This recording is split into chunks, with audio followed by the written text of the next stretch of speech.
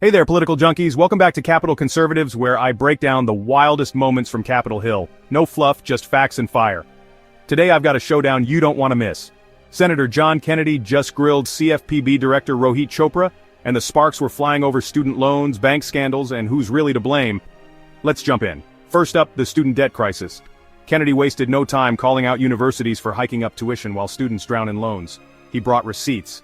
A New York Fed study showing that for every dollar students borrow, 60 cents go straight to higher tuition, not better education. His question? Why isn't the CFPB cracking down on these schools? Thank you, Mr. Chairman.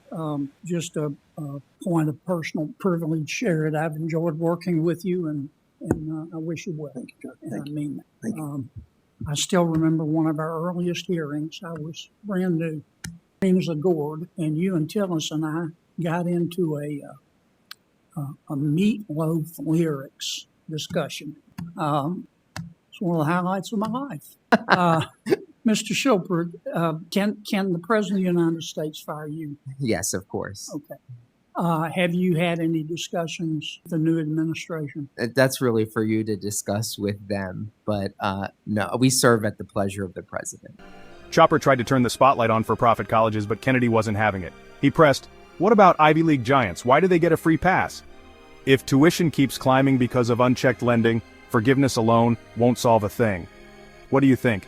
Should we fix the system or just wipe the slate clean? Okay. Here's one of the things that I have always wondered. Why haven't you taken a look at what our universities have been doing in terms of tuition? I was reading a study the other day put out by the New York Fed. It's a little dated.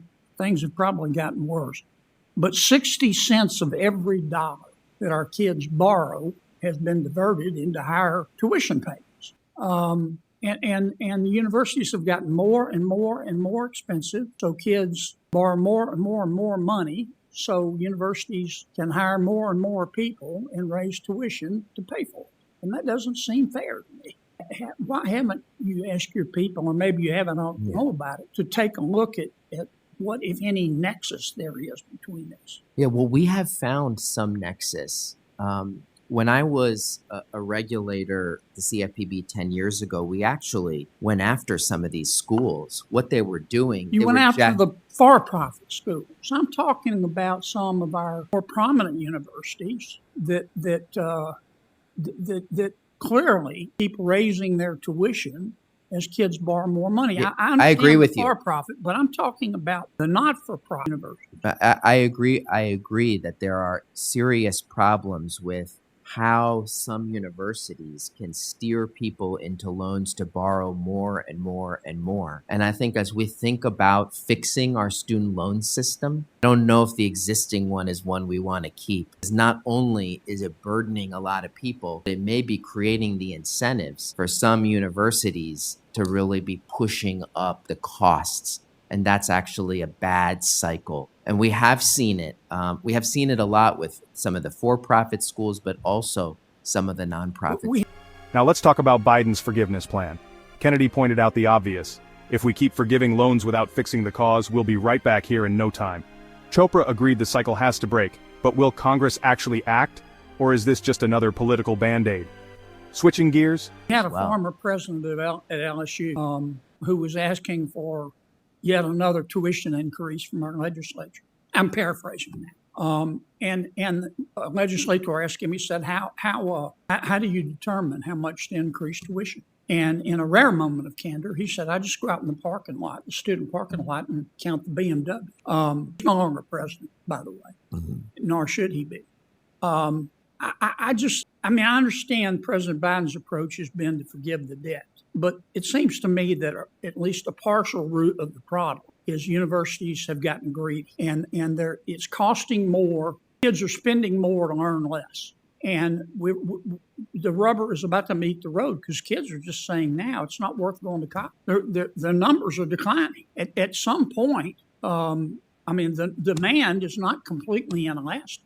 And I sure would like you folks to take a look at that. Well, we'll keep doing that, and I'll follow up with you directly. I will share with you that we got to do something for the 40 million people who have student debt, but we also have to make sure there's not another 40 million who are really going to get into too much debt because of this cycle that you.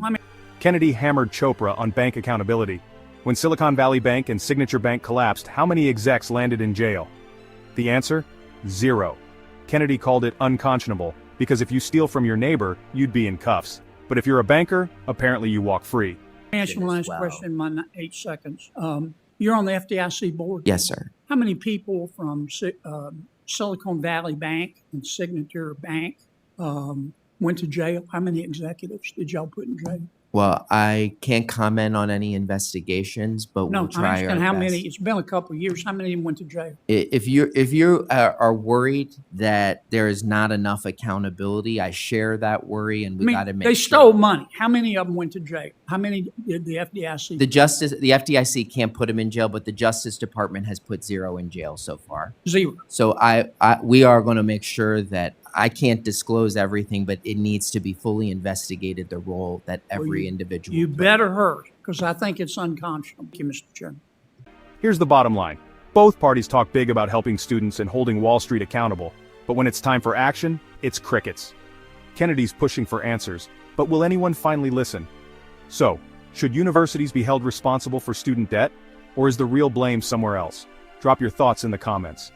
If you want more straight talk on Capitol Hill's biggest battles, make sure you hit subscribe and turn on notifications. This is Capitol Conservatives, bringing you the truth.